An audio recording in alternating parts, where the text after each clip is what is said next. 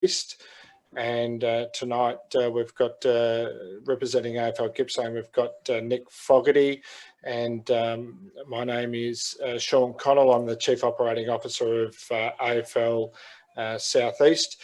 We ask that tonight, can you please keep yourself on mute? There will be an opportunity for Q&A throughout the webinar. Please put those questions in the chat down the bottom of the screen.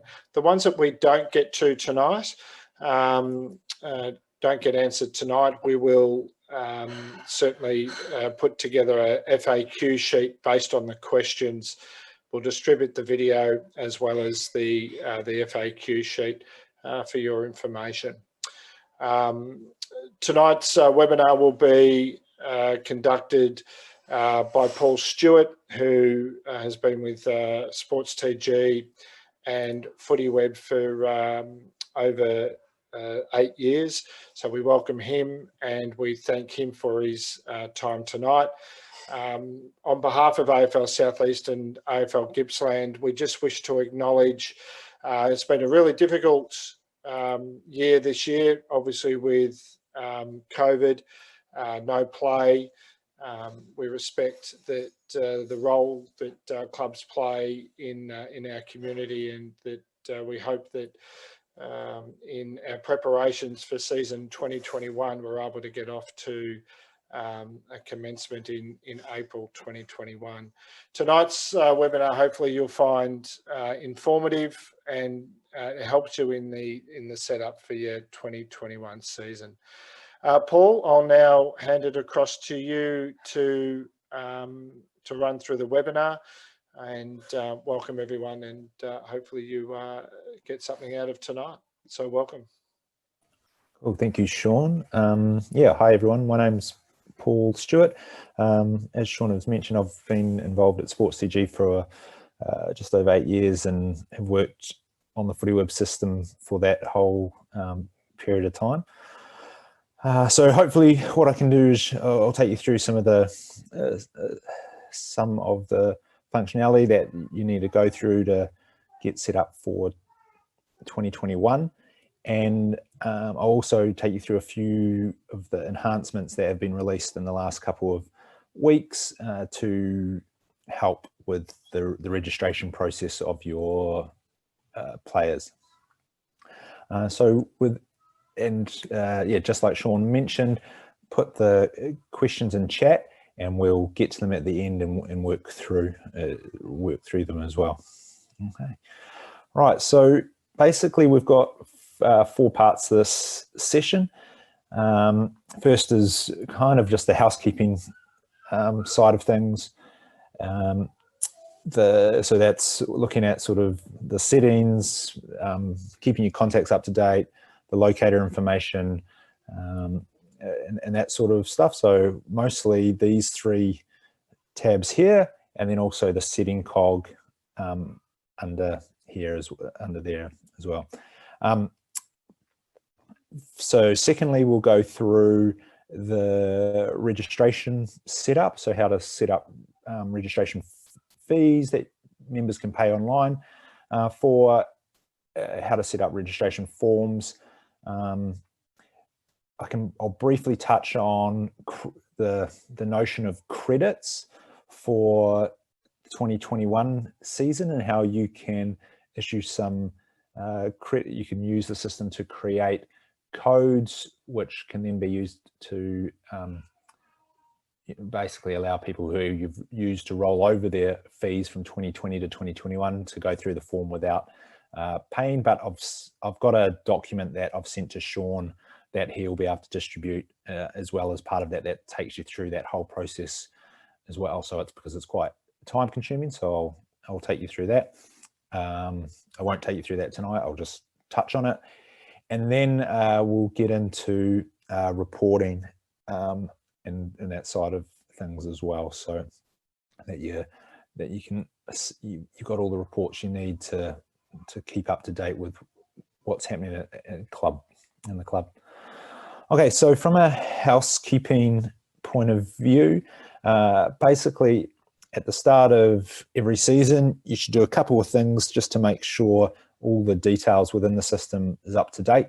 It makes it easier for AFL Southeast and the league to get in contact with your clubs, get in contact with yourself as well.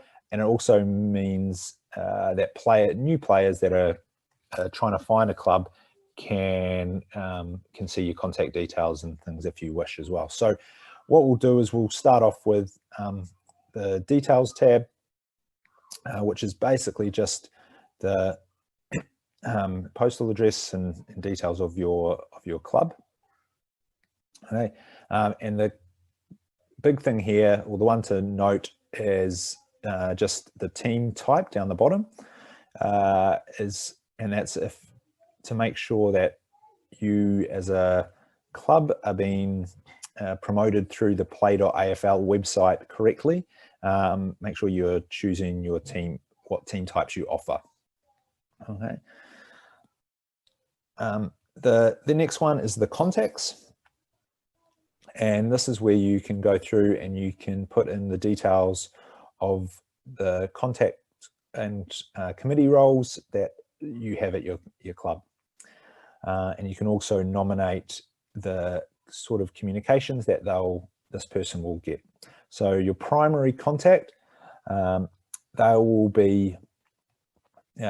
get all communications regarding transfers, payments, and registrations, that stuff. But if you just select, for example, if we want Tony to just get information on transfers and permits, he'll be notified when transfers and permits come through from there.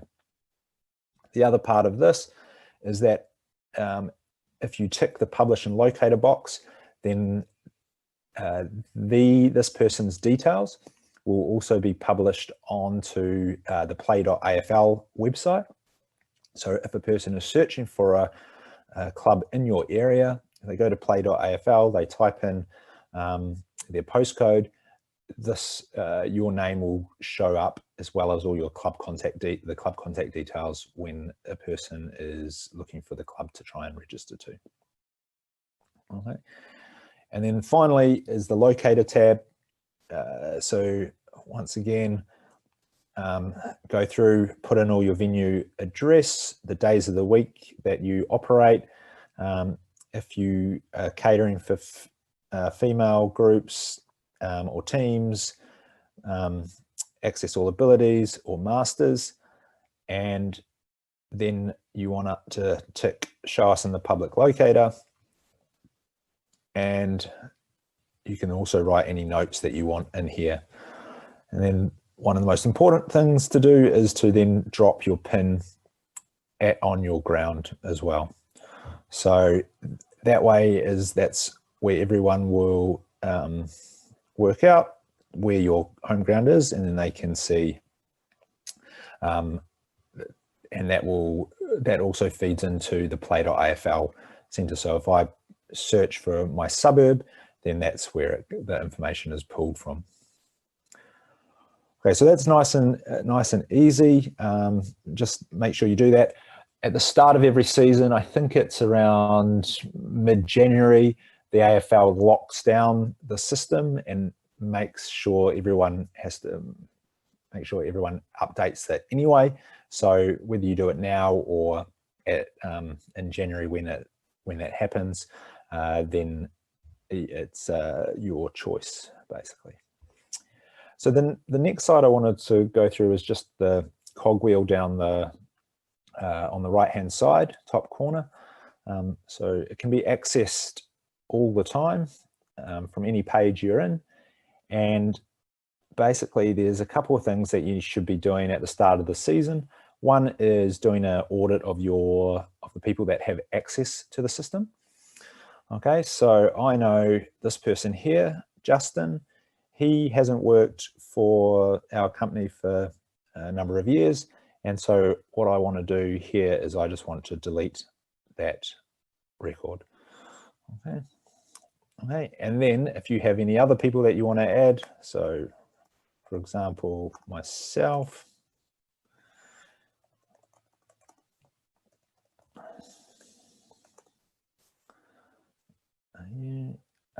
then I can add that as well.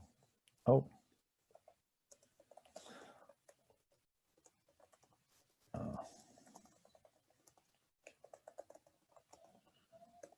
.com. Okay. Now you'll see there's two access things here. One is the restricted access. So if you tick this box, it means that this member will have restricted access to the system and won't be able to edit details. Basically only, it's kind of like view only. So they can run reports, they can view the data, but they can't edit or make changes to anything like that as well. And then the other one, which is the contract access, this will only show if you've already got access to the contracts.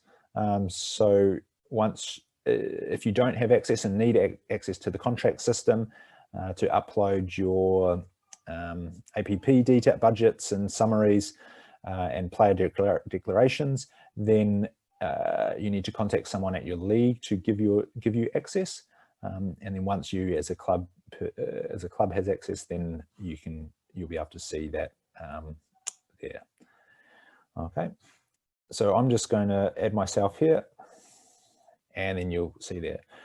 So basically the recommendation is if obviously someone's not involved in the committee anymore, please remove them. If someone hasn't logged into the system but still involved in the committee for a couple of probably 6 months or even a year due to COVID situation, then you can remove them as well, or just check if they need access and then remove them from there. So that's a bit of cleanup from year to year, especially with high turnover of committee members. It's an important part to do. This other one is transfer settings. So here you can streamline your transfer and permit rules. So basically what you can do is you can set rules to say any transfer players that are transferring into the system, we want to either auto approve that system so you don't have to action anything, the system will action it for you, or you can deny it, or you can set it so that you have to have a manual intervention. If you don't touch it, if you don't have any rules set, you always will require manual intervention of each transfer that comes in. So I know a lot of clubs have set an auto approve for people coming in to their club, but for people coming out, they leave it as a manual intervention. So basically, because, and the simple reason for an inward one is because you're requesting the transfer in the first place as well. Okay, you can also set dates. So if you want to auto approve transfers coming into your club for children instead of adults, or junior players instead of senior players, then you can set dates of birth on those sides as well. And then you can also set it for all types or your local interchanges. So your type 2 permits, your type 3 permits, or your clearances and transfers as well. So usually the most general rule that everyone uses is auto approve inward only for everyone for all types. And what you'll see is that come up. Now, if you want to change that, you just can click on the delete button and go through that, and then add a new one if you need to.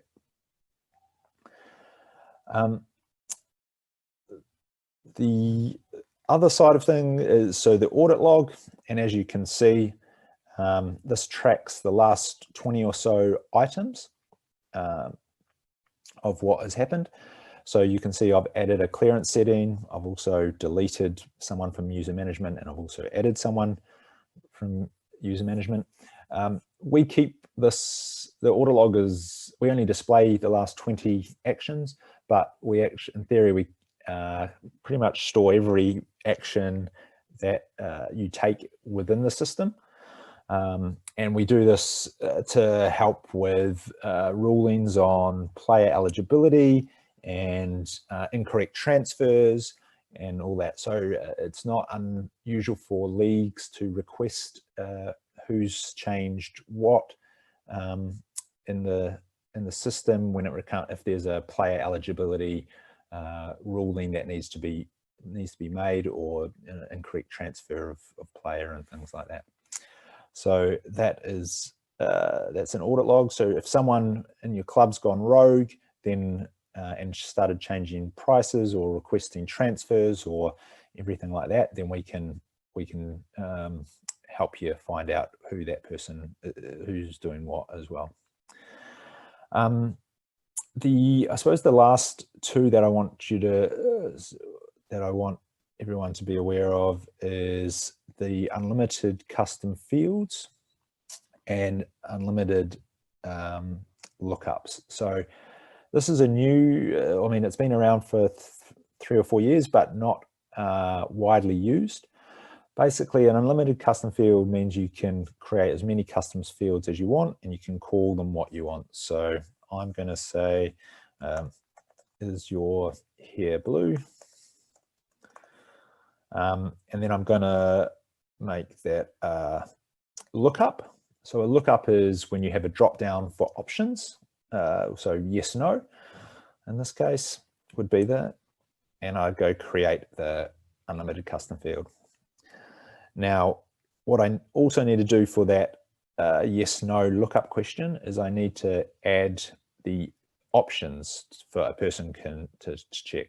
So to do that, I go into the UCF lookups, click on that question, and then I can just say add the option yes, add the option no, and whatever it could be, you could add another option to say maybe. All right. The unlimited custom fields also allow you to create a number of different types of fields. So, so we've got a number field. So if you wanted to collect a different type of phone number or something that wasn't in the system, it could be, you can use a number field. It also has a date field, so you could ask questions around specific dates. So what date did you first come to the club? Checkbox and text, but the most commonly used ones are text and lookup fields. Okay. And then when so basically that is that. And then the last one on here is just the field selection. So this determines what area, what section the field is, the question is asked in the member's record. So when you go into a member's record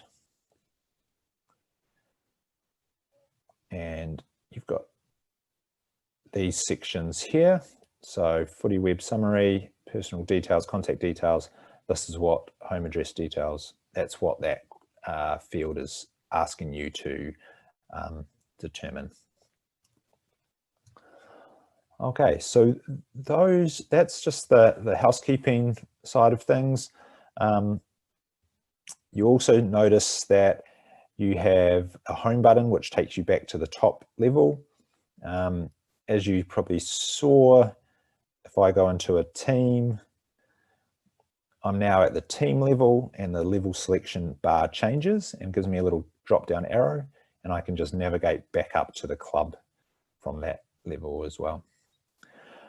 And then the last probably thing from a housekeeping perspective is just to learn about the search bar. So from here, you can do a search for people within the club for a quick, to find their details quickly instead of going through the list members option. And you can also do a national accreditation search. This actually searches the whole database. So if you're recruiting a club or a coach, you can actually search to see what their current accreditation is in this area here. All right. So that's basically the first thing. That's the user, that's, yeah, the access and housekeeping side of things. We've just got one question from Jane, who has said, why can we only have 4 people with full access? From my understanding, then the full access side of things can be, you can have as many people as you want with full access. So there shouldn't be a limit with the number of people with full access you have in the system. But I'll come back to you and do some testing on that so that I can answer that 100% with full confidence that that is the case. And yes, so the coach accreditations is fed through from the coach.afl system. So once again, all your coaches should be registering on the coach.afl. That's where they get their accreditations, and then we have a connection with the coach.afl system where the people's accreditations get updated nightly. So if you've done your accreditation on the Wednesday, then on by Thursday morning you should be able to see your the coach's accreditation, which is also a really good point on make sure your coaches get registered early in coach.afl, because what that if they're registering the first thing on if they're registering Saturday morning of the game, they're not going to be able to be selected into a team sheet. Okay, just a little heads up on that one. Okay, so now we've covered those questions, I'll move on to the registration side of things. Well, just before you do, I might just launch a quick poll. Yeah. Which we just wish to get an understanding of who is in the room tonight, and we've got over 40 people in the room. So if you can identify yourself as a registrar, secretary, president, or somebody else within your club, that would be great. We'll end that poll shortly. And we'll get Paul to continue with the seminar. So we'll just give that a couple of more seconds, Paul. Looks like everybody's in there, and it looks like we have a room full of registrars just. So thank you very much for that. Paul, you may continue. Thank you.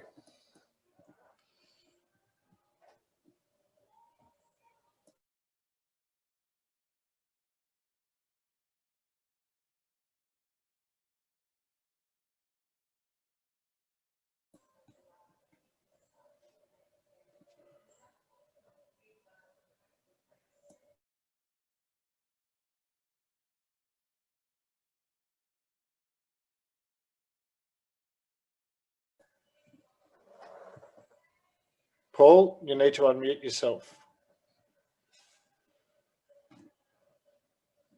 That sound, is that better? Yeah, much better, Paul. Thank you. Okay, sounds good. So yeah, just like in 2020 and 2021, every player needs to register through the FootyWeb system, and clubs also have the option of taking payment through the FootyWeb system while the person registers. If your club is interested in taking payments through the FootyWeb system, then all you need to do is click on the payment configuration area and click view payment application, fill out payment application. And it's just it's about 20-30 questions, goes through the terms and conditions, and then you will be asked to agree to those, and that will and then you'll be able to take payment. So that's basically nice and simple. The fees associated with that is 3.9%. It's a flat fee. There's no add-ons like plus 30 cents or 50 cents per per participant registration. It's just a flat 3.99% on that. So once, if you are doing that, then great. If you need help, please let me know. But if you have already got it, or you your club's decided not to do it, then you can, to set up your registration form, there is 2 areas that you really need to look at. One is products and one is registration forms. So from a products perspective, what you'll need to do is you need to create a product for your fees. So if you are going to use products to, are you going to use the system to take fees and collect the fees, then what you need to do is set up a product. So you click on the add button, and then you just go through and put those details in. So it might be 2021 rego fees, season 2021, type membership, but you can also set up other, so you can sell merchandise and also events through the system as well. And allow multiple time. So just leave these 2 unticked. So if these 2 are unticked, it will mean that the person can only purchase the product once. So they won't, if they go back in the registration form at a later date, or they transfer into your, so they register for your club, they transfer out of your club, and then they transfer back into your club at a, 3 or 4 months later, then they won't have to pay that fee again. You can also put an image in here and notes on what that looks like. So these include club stocks. Pricing, so you either input inclusive or exclusive in there if you're GST. And then you can just leave these 3 parts blank. They don't need to be filled in. And then you can have single price or multiple prices. Okay. So multiple pricing means that you can set different fees for the number of people registering. So this is quite a good use for if you wanting to implement family discounts. So it might be first child is $100, second child is $90, and third and subsequent children are $50 as well. And just on that, just make sure you use the same price across here as well.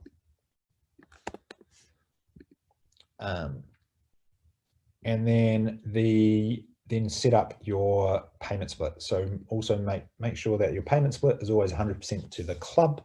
Otherwise, you'll be sending money. If you select 100% to association, you'll be sending money to your league. So you don't want to do that. You can ignore the dependencies tab. The actions, basically you just want to tick that set player to financial in the registration season button. Filter, this is where you can, if you have different prices for females versus males, these options allow you to filter, only show the product for a female or a male, or for both. And then if you've got different prices for seniors versus juniors, or under 10s versus under 15s, or whatever that is like that, then you can put your date of birth filters in as well. The last one that you want to do is also, if you're only charging players for this to play, you don't want to charge any coaches or officials or volunteers, anything like that. So just tick the player one as well. And then we move on to availability, and this is when the product becomes available. So mostly you're going to have 1st of November 2020, to whenever the season finishes. So you just leave that, you can just leave that blank. But in some cases, people have early bird products. So in that case, you would have you'd create 2 products. One would be your early bird product, one would be your normal price product, and your early bird, you would then set the availability of the early bird to, let's say you want it for the first 2 months of the season that registrations are open, so 2020. And then with your normal price product, you would set it the following day. So from the 1st of, you then in your next product tab, you would set it up as 1st of January to whatever your end date was. And then you just need to inclusive, and then click update, and that will go through there from the fees. From the registration perspective, once you go into the registration forms, you now need, since you've created your products, you now need to attach them to the registration form. So in this case, we will click on the edit button to edit the national registration form, and we can go into here, and I'll take you through the setup of this. I'll just point out a couple of things that have changed, a couple of the new features that we've got available for clubs this year. So one is the registration start date and end date fields. So these ones here. All right. Basically, this allows you to lock the registration form until you're ready to take registration. So I know some people won't want to take registrations until the 1st of February or 20th of December or whatever that date is going to be. All you need to do here is just select the date that you want registrations to open. Okay, so let's say it might be, I'm going to choose the 2nd, and then when a person tries to click into the registration form and register, they'll get a message saying that it's not, the registration form's not open yet. Okay. You can customize your own messages through the message section using the unavailable message. Okay, so it's a thanks for trying to register.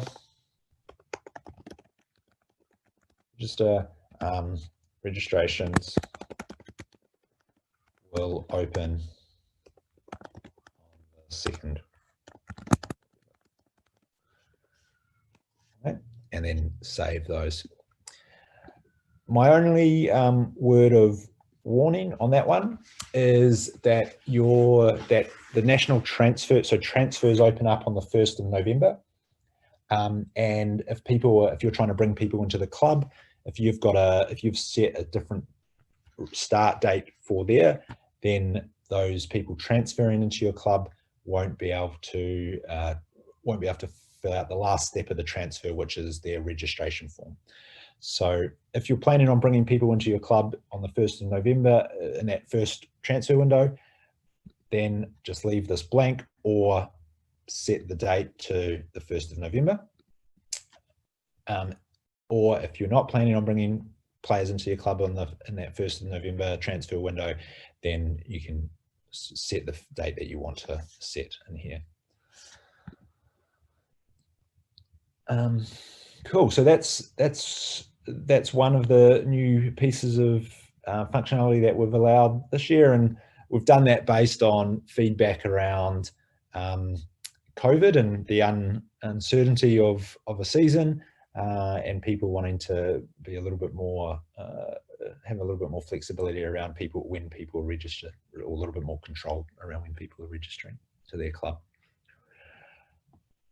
If you're taking payments through the system, then a great option is to tick the payment as compulsory box. This means that a player won't be able to register, they won't be able to finalize their registration until they make payment. So that's a really good way to save time and not chasing up payments for people. But yeah, so definitely use that function if you are taking, if you're using payments, payment system. And then the other one that you might want to do is allow the multiple children or adults to register function. Now this allows children to register this allows parents to register multiple kids in one session, one registration session, and then pay for all of them at once at the end. Oh, so that's that side of things. Fields, basically there's hundreds of fields that you can add to your own form. Some of them, for example, email here, that's been set at a national level, so you can't change it. But emergency contacts, you can, there's all these other fields that you can add to your form. And as you'll see, is your color, as you'll hear, blue. That's the field, that's the unlimited custom field that I added previously. And so I can just now add it to the form there. Okay. Save. The layout section, this is where you can drag and drop your to change the layout of your form. Any new fields will appear in the bottom section of any new fields that you add will appear in the bottom section of this form, and you can just drag and drop that up like that. Okay. You can also add header and text blocks to help explain what the questions are. So here we go. I've got a COVID-19 code field, and I've just added a little bit of instructions to help people answer that question. I suppose the next conditional fields is a cool piece of functionality that allows you to hide or show fields based on the answers to a previous question. And that's the same with conditional products as well. So I'll give you a demo with the products, because that's basically what we want to do here. Is I'll just remove these. So I was mentioning previously that you can offer credits. You can use the system now to sort of to go through and offer credits or roll over the previous season's fees. So if a player chose to not get refunded the 2020 season's registration fees and roll it over to next year, this is one way that you can action that. So what we've done here is I've added a unlimited custom field called the COVID-19 code. I'm going to select that. I'm then going to say, all right, what that code's going to be. So it might be, so I'm going to go 2020 or 2021 credit. Okay, so, and then if basically what it's saying is, if a person writes 2021 credit into the field on the registration form, then I want it to show the 2021 rego credit fee. And then I want to do the same. I want to hide the 2021 credit. I want to hide the it's meant to say 2021 rego fee, but it says 2020 fee. Okay. And what happens, and then basically, so this is how you would use it to allow people to go through the registration form and pay the lower price product if you gave them the credit. So what you'd do here is you'd copy this into an email. Every player that you gave a credit for the 2021 season, you would then say to them, hey, please use this code to on the registration form to access the discounted rate that I'm providing. Okay. Like I said, Sean's got a detailed user guide on how to do this, so I'll let him send that out from there. Cool, and then the last thing is the messages. So you've got lots of, you can customize your registration form with different messages and different parts of the system on the registration form. The key ones would probably be your confirmation email. Okay, so this is what the member will receive from you when they register, and then the unavailable message if you're using that unavailable. The last little thing to know is the form restrictions section, and this is basically was made so that if you are running out of room at certain age groups, so let's say it's March and you notice that you're under 15 boys, you're starting to get really close to the maximum number of boys that you want for your under 15 team. What you can do there is you can say, right, okay, so anyone born between 2015, so 2006, I think, and 31st, don't quote me on the birth dates for under 15s, 2006, then, and they were male. Basically what will happen there is the form won't let them register. So you can, that's a way of shutting down a specific age group so that so you're not going to oversubscribe players into a team and therefore have to refund the players that missed out or that have registered as well. Cool, and then the last thing on the registration piece is every new player that comes into your club and the league goes into a pending registration state. Okay, and all you need to do here is based on your league rules, you might have to check date of birth and or proof of age documents, and then you can approve and reject those. I know previously, or some leagues choose to manage that themselves, so you might not have access to this screen, but some leagues also allow clubs to access it as well. Cool. So that's the registration part of it, and then I'll just answer a few of the questions. Okay, so we've got, going back to the registration start and end dates. So let's go back into registration forms and edit. And we'll go into this registration start date. So the question is, can you have a rego start date set and end, and then have another one later on, say start in November, December, and then February, July. So you can't set that all at once, Pauline. So what you'd have to do is you'd set it to start with. So we'd go 1st of November and then ending on the 30th of November. And then once that 30th of November is, once it comes to February again, you'd have to reset this. You just go in and you'd change that to say February 1st.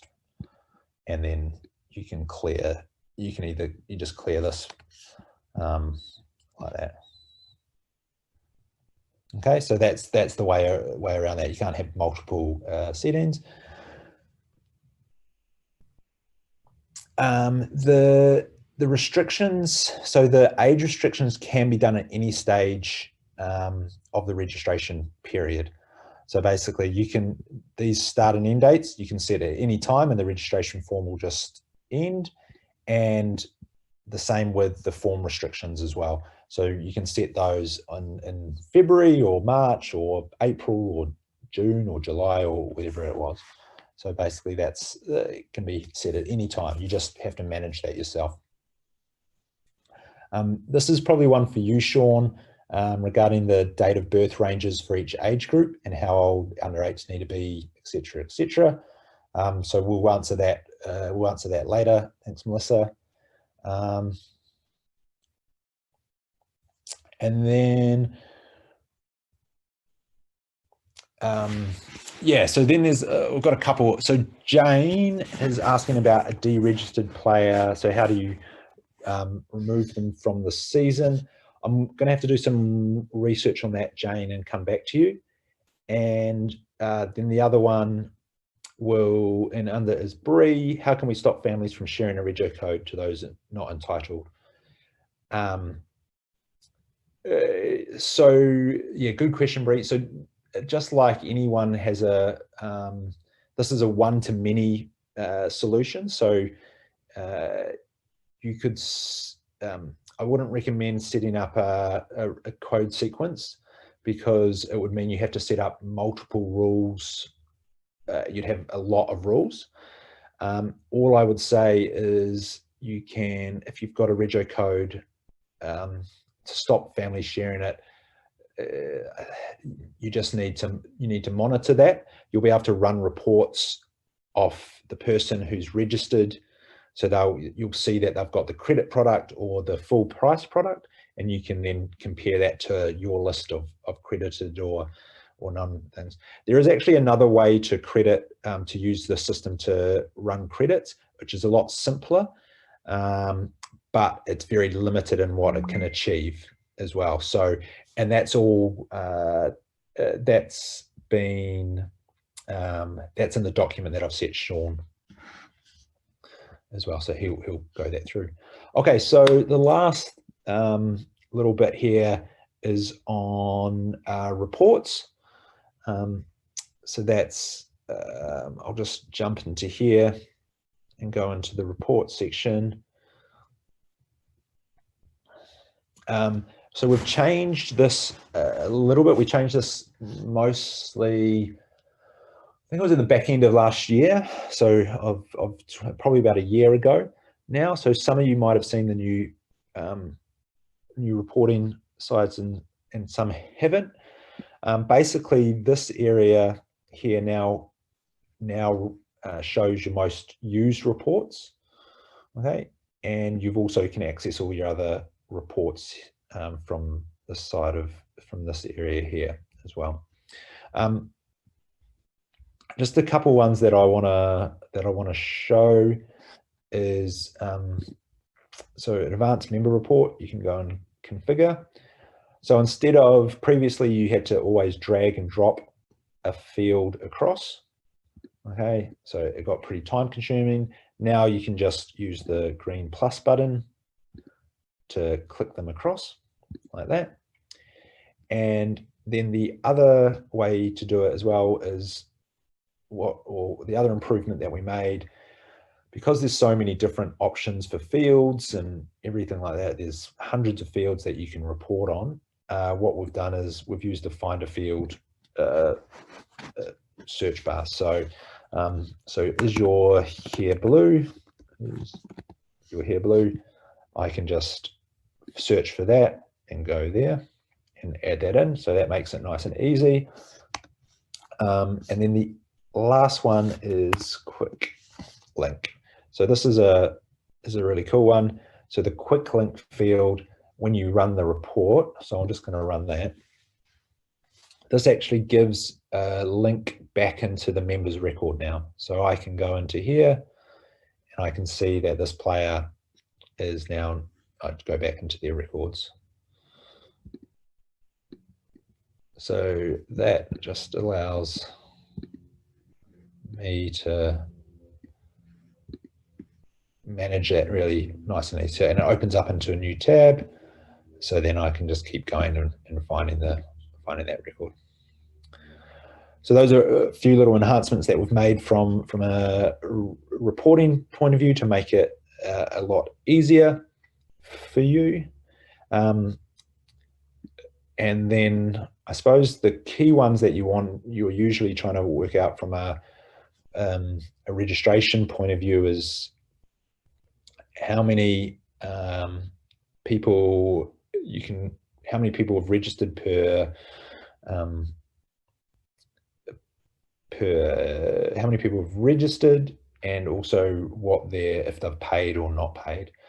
So you can do that in the transaction report. Oh, sorry.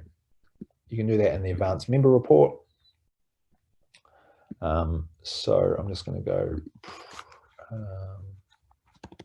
transaction status.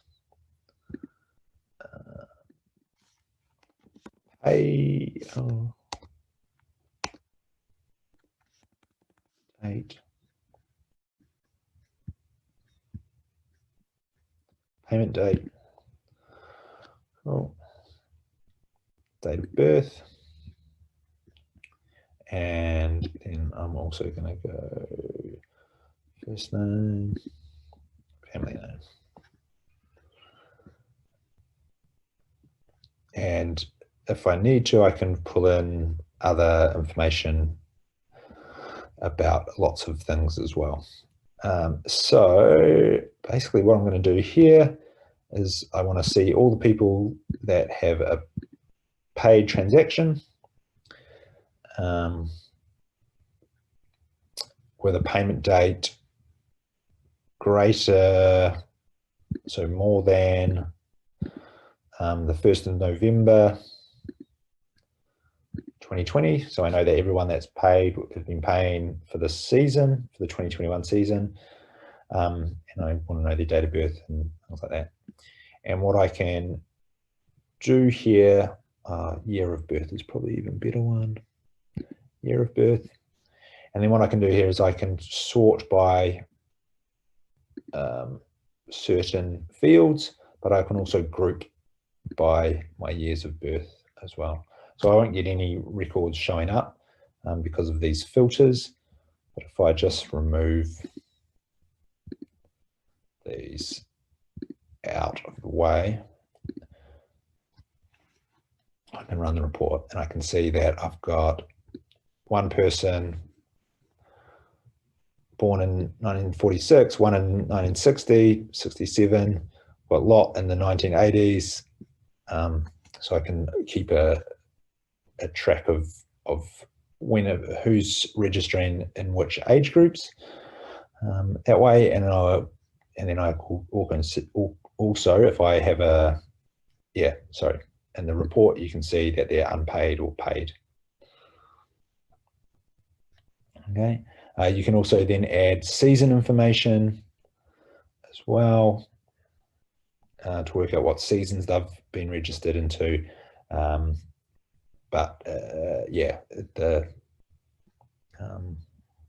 if we want to just show the ones that are in the 2020 season, then we just put that in as 2020.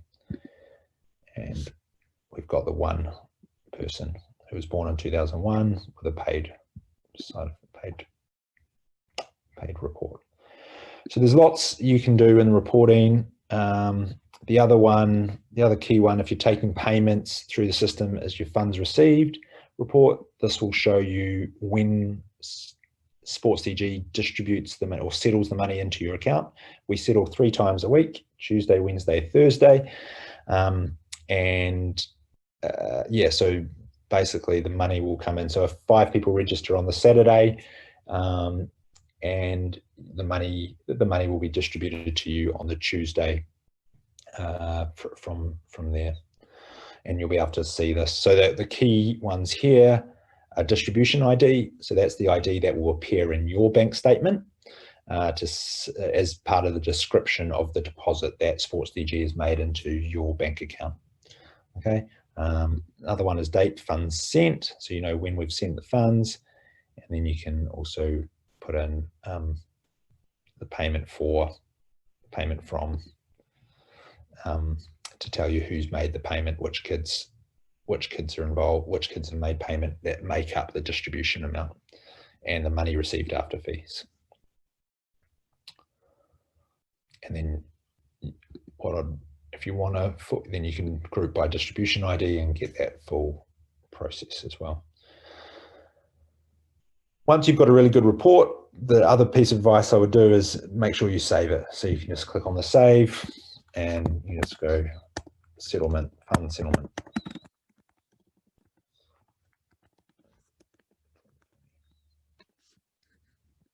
And then that saves, and you can run that any other time. So if we go back to our reports manager, my funds received, I can run that report straight from that screen, and it gives me an output. All right, so that basically wraps up everything that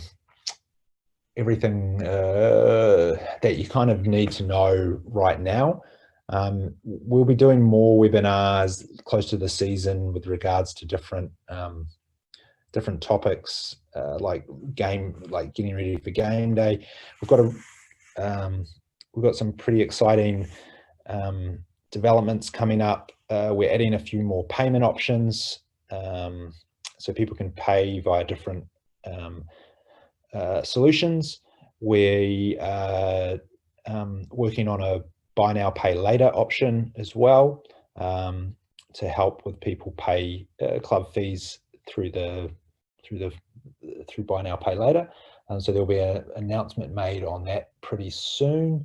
I can't reveal who that is or how it will work yet, because we're still working through those details.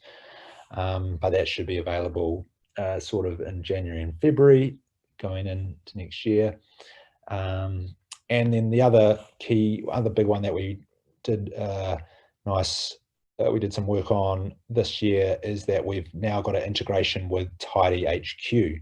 So I know some clubs in the AFL Southeast use Tidy HQ to help run, to help with governance and those sorts of things, and document storage and meeting notes and events and everything like that.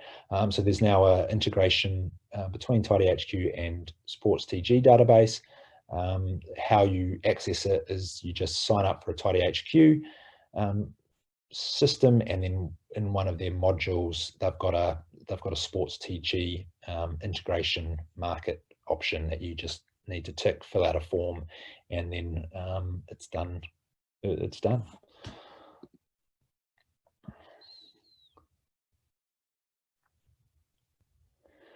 Cool. All right. Right, so let's just kick on with some questions. We've got quite a few that I'll try and get through.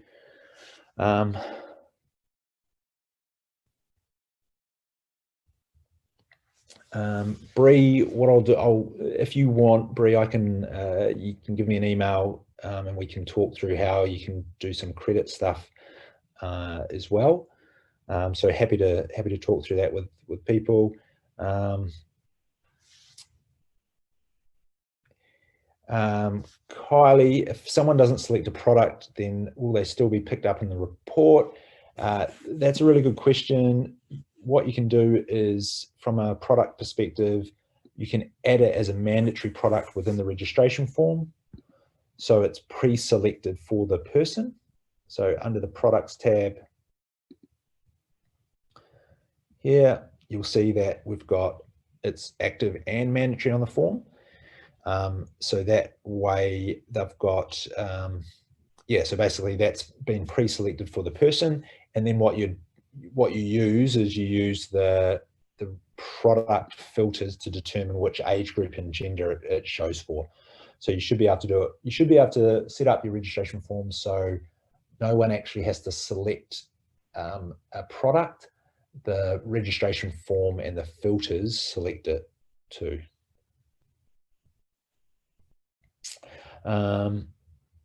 Cool. Is the funds report related more for the treasurer? Yes. Yep. So the funds received reports is definitely related to your treasurer, and what it would be what you use to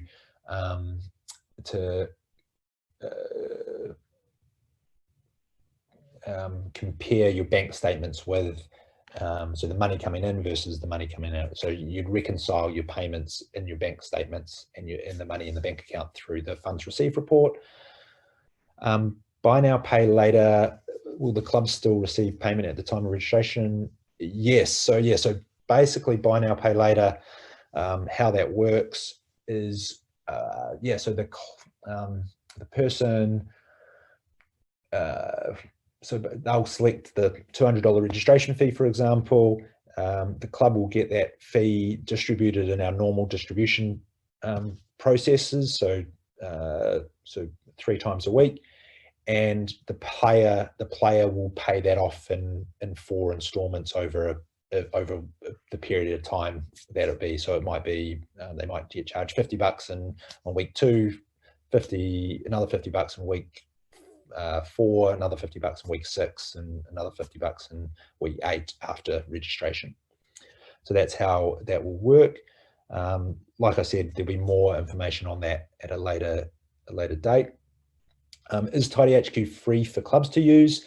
They have a free version, and they also have a premium version as well. Part of the TidyHQ deal with Sports TG is that the clubs get to use the premium version at 50% off. So I think the premium version is $890 per year. So half of that, what's that, $450, $445 is that use. So that is definitely a good way of using TidyHQ, and then obviously they've got the free version as well.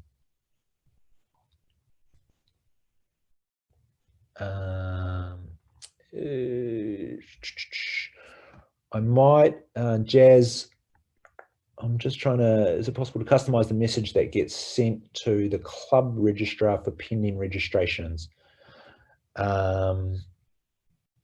No, it's not possible to do that. That's just automated at a higher level. Yes, sorry. And every league has different rules, so that's why we just try and make it very specific, very non-specific.